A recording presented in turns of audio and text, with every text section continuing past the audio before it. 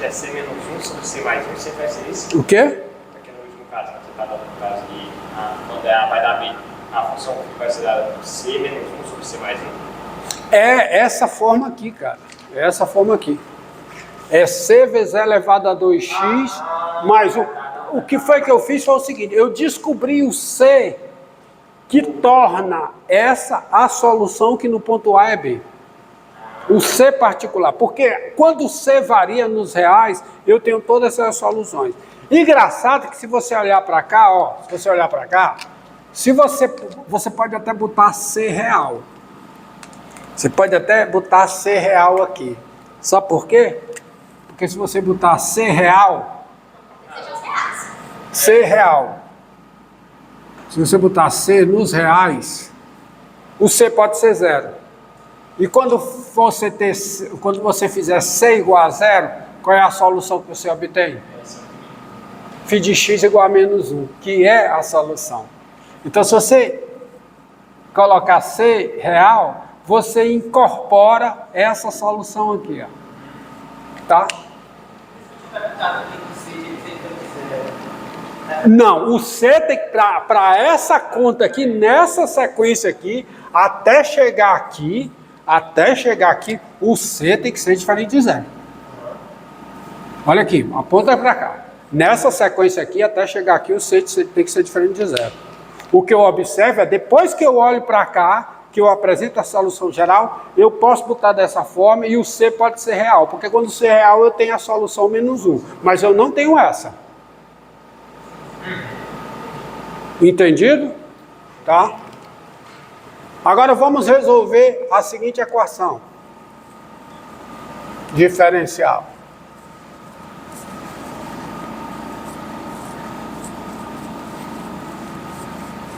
Ó, f' de x igual a quê? A f de x sobre x ao quadrado menos 1. A f de x dividido por x ao quadrado menos 1. Tá bom? Tá? Então, solução. Vou resolver essa equação à luz do teorema de existência e unicidade. Então, é o seguinte. A equação diferencial tem a seguinte forma. F' de x igual a f grande de xf de x, onde a função f grande aplicada em xy, quem é? É y sobre x2 menos 1. Daí, quem é o domínio da f grande? Daí, quem é o domínio da f grande? O domínio da f grande é o conjunto formado por cada par x, y do plano cartesiano R2, tal que x é diferente de 1 e x é diferente de menos 1, que eu não posso ter zero aqui. E esse domínio, ele é aberto, domínio de f é esse, porque é o R2 menos duas retas horizontais, isso é um conjunto aberto. A f é uma função contínua, é contínua em todos os pontos do seu domínio. A f é uma função contínua. E se você pegar a derivada parcial da f grande em relação à sua segunda coordenada, também é contínua, porque a derivada parcial da f grande em relação a y, do ponto xy, dá 1 sobre x2 menos 1, que é contínua também nesse domínio de AF. Isso é contínua em domínio de F. Correto? É contínua em domínio de F. Então eu posso aplicar o teorema de existência e unicidade, ou seja, olha quem é o domínio, veja bem, ó, quem é o domínio da F grande. Não é o R2. Eu tiro essas duas retas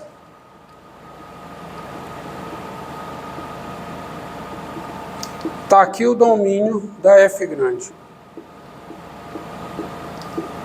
Ou seja, aí eu posso aplicar o teorema de existência e unicidade. Então, qualquer que seja o ponto no domínio da F grande, qualquer que seja o ponto aqui que eu tomar, o teorema de existência e unicidade diz que tem uma solução e tem uma única solução. Tem e só tem uma solução passando por esse ponto. Melhor dizendo, cujo gráfico passa por esse ponto. E os domínios maximais, vocês já vão saber o que é. É o intervalo menos infinito menos 1, ou é o intervalo menos 1, 1, ou o intervalo 1 mais infinito. E observe uma coisa. Me dê 3 soluções desta equação. 3 soluções de imediato. Veja que as funções nulas, φ1 de menos infinito menos 1 em R, φ2 de menos 1, 1 em R, e φ3 de 1 mais infinito em R. Se eu estou dizendo que elas são nulas, eu preciso da lei de formação? Não, claro que a lei de formação ela é que é zero em todo ponto. Essas 3 funções nulas, repare, não existe essa história de a função nula, porque 2 funções são iguais quando elas têm o mesmo domínio, o mesmo contradomínio e a mesma lei de formação. Essas 3 funções são iguais? Não são. Então existem funções nulas, são funções de variável real e de valor real, tal que ela é zero em todos os pontos do seu domínio. Então, essas 3 funções nulas, aí como eu coloco as, porque são essas 3 aqui. Então, são 3 funções nulas, são 3 funções nulas distintas. Essas funções nulas são soluções, tá aparecendo aqui, ó, são soluções da equação diferencial. E o teorema de existência e unicidade diz que, se eu pegar um ponto aqui, a φ1 é a única solução definida desse domínio que passa por esse ponto. Se eu pegar um ponto aqui, bem aqui, ó, a φ2 é a única solução com esse domínio que passa por esse ponto. E se eu pegar um ponto aqui, a φ3 é a única solução com esse domínio que passa por esse ponto. Entenderam? Quem diz? É o teorema da existência e unicidade. Não há uma solução passando por esse ponto cujo gráfico é transversal. O teorema de existência e unicidade diz isso. Dado um ponto, nesse domínio só tem uma solução passando por esse ponto. Então, φ1, φ2, φ3 são as soluções que passam por cada ponto. Aqui, aqui e aqui, respectivamente. Entendido? Então, observe. Agora vamos lá.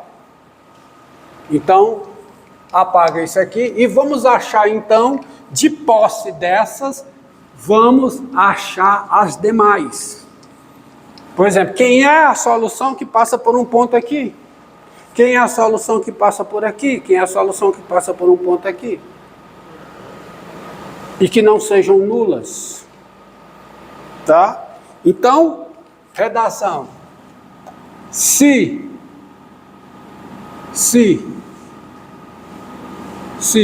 I contida em R é um intervalo que aberto e φ de I em R é uma solução maximal da equação diferencial,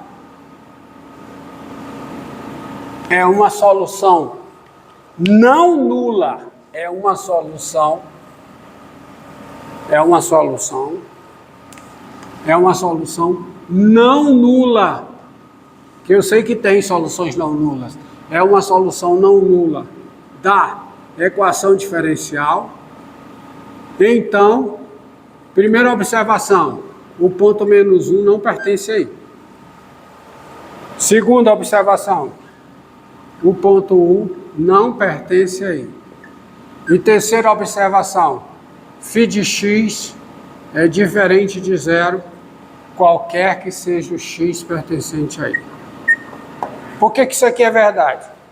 Porque quando eu tenho uma equação diferencial da forma f' de x igual a f grande de x φ de x, f grande de x f de x, aqui é a equação diferencial, na forma mais geral. Se φ é solução, φ' de x tem que ser igual a quê? A f de x, φ de x. Mas não é isso. Primeira coisa que você tem, a φ tem que ser diferenciável. E segundo, é que o par x φ de x tem que pertencer ao domínio da f grande, qualquer que seja x pertencente ao domínio de quem? Da φ. A primeira condição é que a φ é diferenciável. Depois, isso aqui é verdade, e depois que vem satisfazendo a equação. Então, se x φ de x tem que ser pertencer ao domínio da f grande, o x não pode ser 1, nem pode ser menos 1. Então, o menos 1 não pertence aí, o menos 1 não pertence aí, o 1 não pertence aí, e o teorema da existência da unicidade diz que, como ela não é a função nula, ela não pode ser zero em nenhum ponto. Porque se ela fosse zero num ponto, ela tem que ser zero em todos os pontos do domínio pelo teorema de existência da unicidade. Assim, você tem o seguinte, φ' de x é igual a quê? A φ de x dividido por x2 menos 1, qualquer que seja o x pertencente aí. E, tá certo? E eu posso até botar assim. Isto é, eu posso dividir por φ de x. Eu posso dividir por φ de x. E se eu posso dividir por φ de x, eu tenho o quê? φ de x sobre que? φ' de x sobre φ de x. Isso é igual a quê? A 1 sobre x2 menos 1, qualquer que seja o x pertencente aí. φ de x é diferente de zero. Eu estou atrás das soluções não nulas. As nulas eu já tenho, já são soluções. Logo, aí o que é que eu vou fazer aqui, hein? O que é que eu vou fazer aqui, me diga? O que é que eu vou fazer aqui? Vou para sair, para resolver. O que é que eu vou fazer? Vou integrar. Então, integral no domínio. Então, a integral de 1 sobre φ de x, φ' de x dx, isso aqui é igual a quê? A integral de 1 sobre x2 menos 1 em x. E, assim,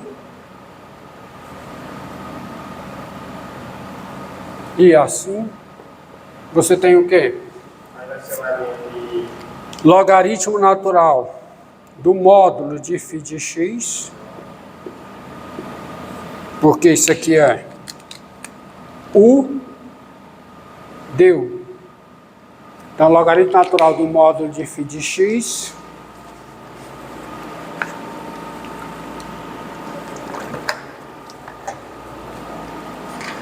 é igual a quê? Aqui é a integral de 1 sobre x2 menos 1. Metade do logaritmo natural do módulo de x menos 1 sobre x mais 1. Mais uma constante com C o quê? Real. Tá? Tá? O que dá, deste modo, Certo? Deste modo, Quando inverter você inverter a onda do cara como é? x ao quadrado menos 1. Porque é x ao quadrado menos 1. Deste modo, quem é o módulo de φ de x? O módulo de φ de x, quem é? Aplica, né? Ó, porque isso aqui fica, ó. Fica o logaritmo natural de φ de x. Só que isso aqui é o logaritmo natural do módulo. E esse 1/2 entra para dentro do logaritmo natural como sendo raiz quadrada do módulo. Então, quando eu aplico a exponencial, fica o módulo de φ de x igual a quê? A raiz quadrada do módulo de x menos 1 sobre x mais 1. Não, mas a constante não, porque eu estou aplicando a exponencial. Fica a exponencial. Aí fica a exponencial do logaritmo disso aqui, vezes a exponencial de c. Então isso aqui dá c vezes isso aqui, com c positivo. Tá? Isto é,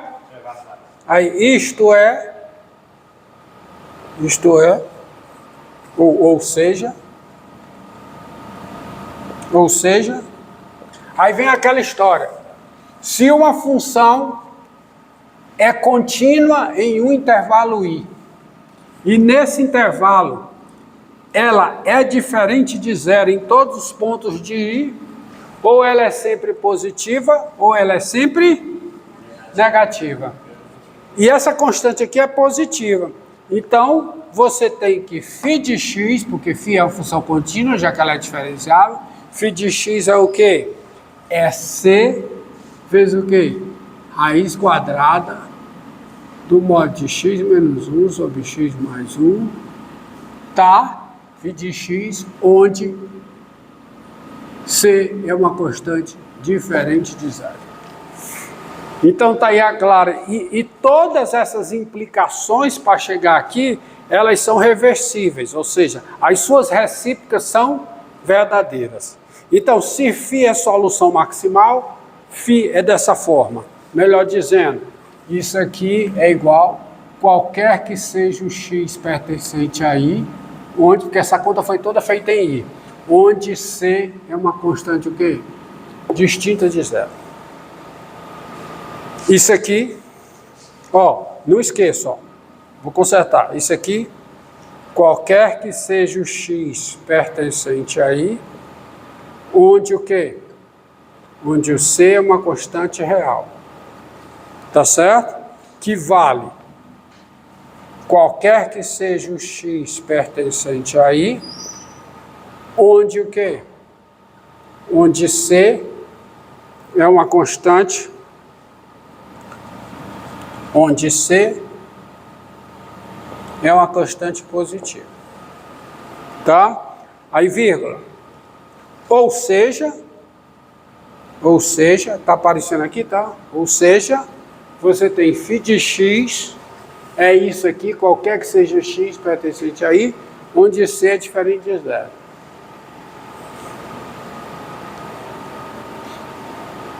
Tá? Daí a solução geral, tá?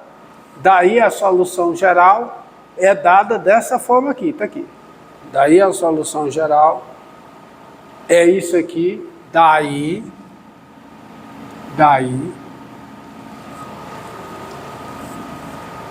portanto,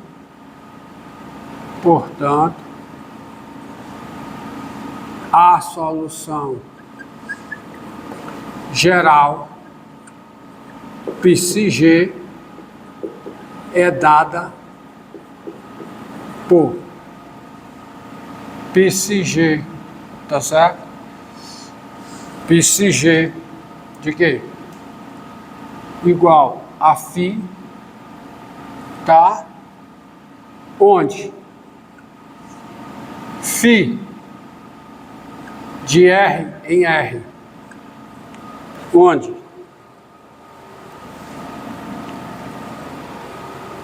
φ de menos 1, 0 Menos 1, 0 não, corrija. Onde? Você vai dar os 3 limites? Pronto, encerra. Os 3 limites.